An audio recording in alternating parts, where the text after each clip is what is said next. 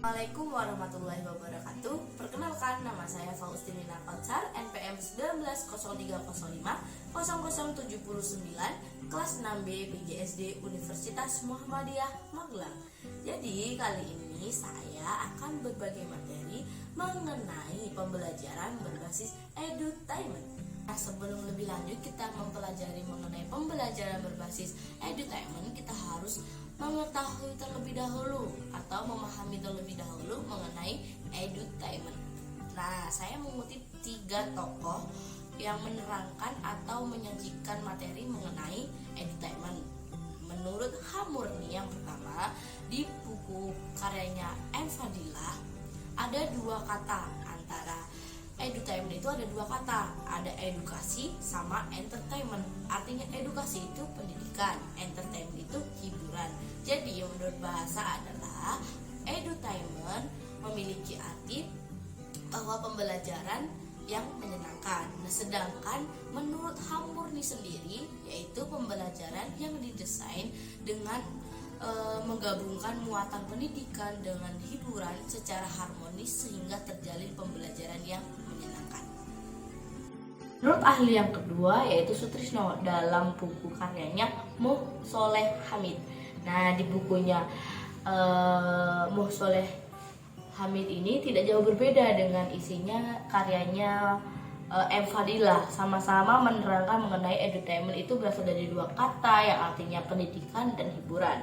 Nah, yang ditekankan dalam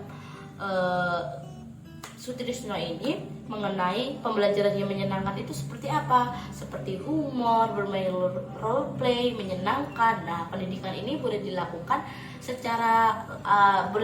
dengan cara lain asalkan siswa ini menjalankan pembelajaran secara menyenangkan. Menurut New World Encyclopedia yang mengatakan bahwa edutainment adalah suatu hiburan yang didesain untuk mendidik atau menghibur. Nah, pada dasarnya edutainment berusaha untuk mengajarkan atau memfasilitasi peserta didik dengan memberikan berbagai pelajaran dalam bentuk hiburan yang sudah akrab di telinga mereka, seperti ada televisi, video game, film, perangkat multimedia, website, dan lain sebagainya. Samping itu, edutainment juga pembelajaran di alam bebas dengan mengenali binatang dan habitatnya. Kita akan membahas mengenai prinsip-prinsip belajar berbasis edutainment. Nah, prinsip dasar ini terjadi ketika ada asumsi bahwa pendidikan saat ini terasa tidak nyaman, aman, dan membosankan bagi peserta didik. Dengan begitu, kita menggunakan metode pembelajaran edutainment agar peserta didik bisa belajar secara senang, nyaman, dan terhibur. Beberapa pendapat mengatakan bahwa ada 3 alasan yang mendasari konsep edutainment. Yang pertama, perasaan positif. Jika kita memiliki perasaan positif yang senang, gembira, pasti pembelajaran akan berlangsung secara cepat. Maksudnya cepat dalam artian peserta didik lebih cepat paham. Yang kedua, jika seseorang mampu menggunakan potensi nalar dan emosinya secara jitu, dapat membuat loncatan potensi prestasi secara tidak terduga. Yang ketiga, apabila setiap pembelajaran dapat dimotivasi dengan cara yang benar akan membuat peserta didik menjadi terdorong untuk pembelajaran secara cepat dipahami. Yang ketiga, kita akan membahas mengenai teori belajar berbasis edutainment. Nah, teori belajar berbasis edutainment adalah salah satu bentuk teori yang mengungkapkan dan menjelaskan tentang pembelajaran yang mengasihkan dan menyenangkan. Dalam kamus ilmiah, disebutkan bahwa teori ini adalah dalil atau ilmu pasti, ajaran atau pandangan tentang sesuatu berdasarkan kekuatan akal. Teori pembelajaran berbasis edutainment akan dijelaskan sebagai berikut. Yang pertama, ada teori belajar kooperatif.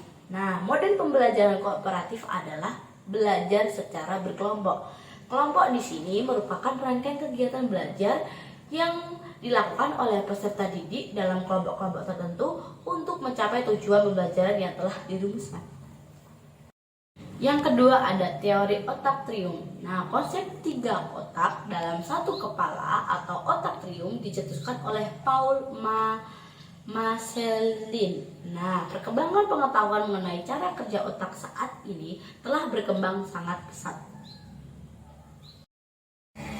Ketiga bagian otak adalah suatu kesatuan, artinya salah satu otak akan berfungsi dengan baik, oleh karenanya untuk menciptakan pembelajaran yang baik, suasana pembelajaran harus dibuat menyenangkan sehingga otak-otak tersebut dapat berfungsi dengan maksimal.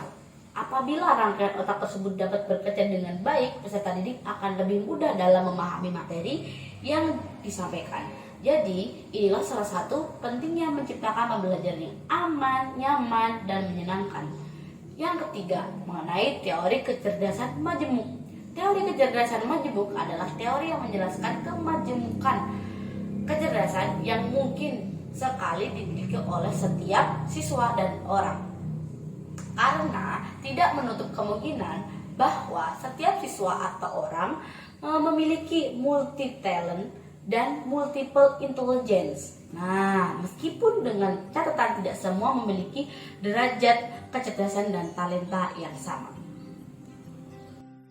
Teori ini menjelaskan beragam kecerdasan otak, meliputi kecerdasan secara verbal, linguistik, musikal, ritmis, logis, matematis, visual, spesial, jasmania, dan sebagainya. Yang keempat, kita akan belajar mengenai berbagai teori dan bentuk terapan edutainment. Yang pertama, sebelum kita membahas yang pertama, kita akan memahami dulu apa sih itu teori dan bentuk terapan entertainment. Pada dasarnya, entertainment bisa diterapkan dalam pola pendidikan apa saja, sebab dalam perjalanannya entertainment sudah bertransformasi dalam beragam bentuk seperti humanizing the classroom, active learning, the accelerated learning, quantum teaching, dan lain sebagainya. Nah, pada kesempatan kali ini kita akan membahas tentang teori dan bentuk terapan dan edutainment sehingga kita bisa memahami dan menggunakannya dalam proses pembelajaran. Yang pertama ada humanizing the classroom. Nah, humanizing artinya memanusiakan, sedangkan the classroom adalah ruang pembelajaran. Nah, humanizing the classroom memiliki makna memanusiakan ruang kelas. Nah, dalam hal ini yang dimaksud memanusiakan ruang kelas adalah pendidikan hendaknya memerlukan para peserta didik sesuai dengan kondisi dan karakteristik masing-masing dalam proses pembelajaran. Nah, dengan kata lain, humanizing the classroom adalah proses membimbing, mengembangkan, dan mengarahkan potensi dasar manusia baik secara jasmani maupun rohani secara seimbang dengan menghormati nilai-nilai humanistis yang lain. Humanizing the classroom merupakan strategi pembelajaran yang ditetapkan atau yang diterapkan dengan pendekatan humanistik, contextual learning, dan edutainment, di mana peserta didik dapat belajar dari lingkungan atau realitas kehidupannya serta menciptakan suasana belajar yang menyenangkan. Nah, adapun indikator dalam model pembelajaran humanizing the classroom, yang pertama, memanusiakan manusia. Yang kedua, menciptakan suasana belajar yang menyenangkan. Yang ketiga, menumbuhkan kreativitas siswa. Yang keempat, mengakui setiap usaha yang dilakukan siswa. Humanizing the classroom memiliki kekurangan dan kelebihan. Sebelum kita membahas kekurangannya, pastinya kita akan mengetahui dulu kelebihan humanizing the classroom. Yang pertama, peserta didik akan lebih giat lagi belajar dan bekerja ketika bila harga dirinya itu dihargai atau dikembangkan sepenuhnya. Nah, yang kedua, peserta didik yang diikutsertakan dalam perencanaan pembelajaran akan merasa bertanggung jawab atas keberhasilannya. Yang ketiga, hasil belajar akan meningkat dalam suasana belajar yang diliputi oleh rasa saling percaya, saling membantu, dan bebas dari ketergantungan yang berlebihan. Yang keempat, pendidikan yang berperan sebagai fasilitator belajar selalu memberikan tanggung jawab kepada peserta didiknya atas kegiatan belajarnya.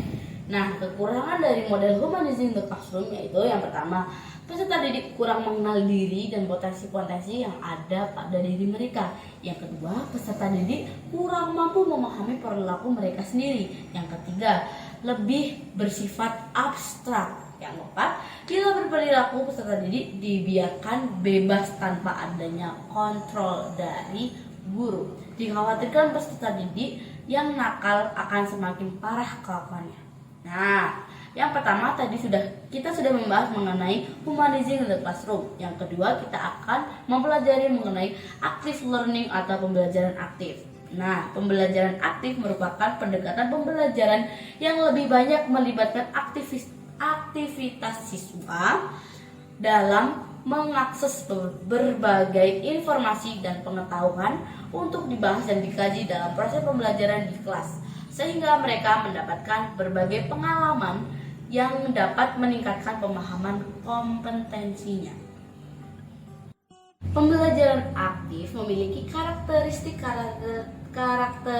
sebagai berikut. Yang pertama, pendekatan proses pembelajaran bukan pada penyimpanan informasi oleh pengajar, melainkan pada pengembangan keterampilan pemikiran analitis kritis terhadap topik atau permasalahan yang dibahas. Yang kedua, siswa tidak hanya mendengarkan pelajaran secara pasif, tetapi juga mengajarkan sesuatu yang berkaitan dengan materi kuliah atau pelajaran. Yang ketiga, penekanan pada eksplorasi nilai-nilai dan sikap-sikap berkenaan dengan materi kuliah atau pelajaran. Yang keempat, siswa lebih banyak dituntut untuk berpikir kritis, menganalisa dan melakukan evaluasi, sehingga umpan balik yang lebih cepat akan terjadi pada proses pembelajaran. Yang ketiga, kita akan mempelajari mengenai the accelerated learning. Accelerated learning adalah pendekatan belajar paling maju yang digunakan pada masa sekarang dan mempunyai banyak manfaat. Nah, accelerated learning didasarkan pada penelitian mutakhir mengenai otak dan belajar. Learning cocok dengan semua gaya belajar dan sumber energi, serta membuat belajar menyenangkan dan benar-benar sangat mementingkan hasil. Nah, di accelerated learning ini ada namanya SAVI, S-A-V-I. Nah, pembelajaran tidak otomatis meningkatkan dengan menyuruh orang berdiri dan bergerak ke sana kemari. Akan tetapi, menggabungkan gerakan fisik dan aktivitas dengan aktivitas intelektual dan penggunaan semua indera dapat berpengaruh besar pada pembelajaran. Nah, apa sih unsur-unsurnya yang mudah diingat? Yang pertama ada S, sosmatis, belajar dengan bergerak dan berbuat. A, auditory. Nah, belajar dengan berbicara dan mendengarkan. Yang ketiga ada V, visual, belajar dan mengamati dan menggambarkan. Yang keempat atau yang terakhir intelektual, belajar dengan memecahkan masalah dan merenunginya. Belajar bisa optimal jika keempat unsur SAVI adalah dalam satu peristiwa pembelajaran. Yang keempat, kita akan belajar mengenai quantum learning. Quantum learning berakar dari upaya Georgi Lazonov, seorang pendidik berkebangsaan Bulgaria yang bereksperimen dengan apa yang disebut dengan sugestiologi atau sugestiopedia. Nah, prinsipnya adalah bahwa sugesti dapat dan pasti mempengaruhi hasil situasi belajar. Dan setiap detail apapun memberikan sugesti positif ataupun negatif. Beberapa teknik yang digunakan untuk memberikan sugesti positif adalah mendudukkan murid secara nyaman, memasang musik latar di dalam kelas, meningkatkan partisipasi individu, menggunakan poster-poster untuk memberikan kesan besar sambil menonjolkan informasi, dan menyediakan guru-guru terlatih baik dalam seni maupun pergerakan sugestif. Langkah yang dapat diterapkan dalam pembelajaran melalui konsep quantum learning adalah sebagai berikut ini. Yang pertama, kekuatan AMBA. AMBA adalah motivasi yang didapatkan dari pemilihan secara mental antara manfaat dan akibat-akibat suatu keputusan. Yang kedua, ada penataan lingkungan belajar. Dalam proses belajar dan mengajar, diperlukan patasan lingkungan yang dapat membuat siswa merasa aman dan nyaman. Yang ketiga, memupuk sikap juara. Memupuk sikap juara perlu dilakukan untuk lebih memacu belajar siswa. Yang keempat, membebaskan gaya belajar. Ada berbagai macam gaya belajar yang dimiliki siswa. Gaya belajar tersebut antara lain visual, auditorial, dan kinestetik. Yang kelima, kita akan membahas mengenai quantum teaching. Nah, proses belajar atau mengajar adalah fenomena yang kompleks. Segala sesuatu berarti setiap kata, pikiran, tindakan, dan asosiasi sampai sejauh mana Anda mengubah lingkungan prestasi dan rencana pengajaran, sejauh itu pula proses belajar berlangsung. Quantum teaching adalah pengubahan belajar yang meriah dengan segala nuansa, dan quantum teaching juga menyertakan segala kaitan, interaksi, dan perbedaan yang memaksimalkan momen belajar.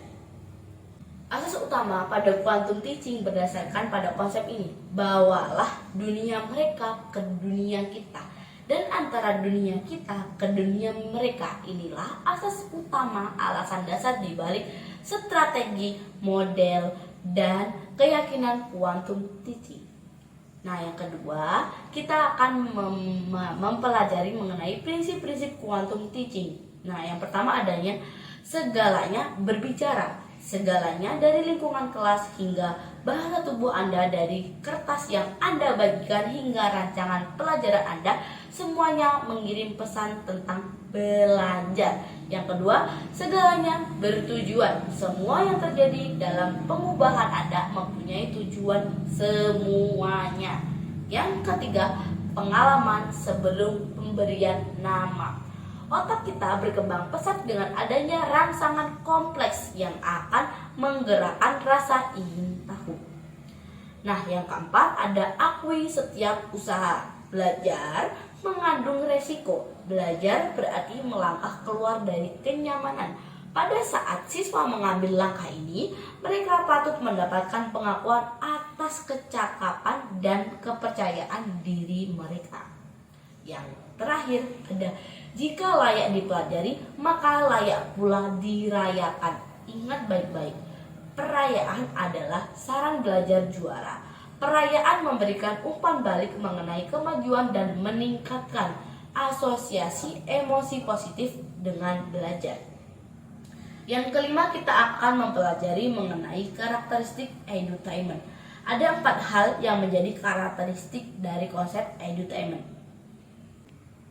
Yang pertama, ada konsep edutainment adalah suatu rangkaian pendekatan dalam pembelajaran untuk menjembatani jurang yang memisahkan antara proses mengajar dan proses belajar, sehingga diharapkan dapat meningkatkan hasil belajar. Yang kedua, konsep dasar edutainment berupaya agar pembelajaran yang terjadi berlangsung dalam suasana yang kondusif dan menyenangkan.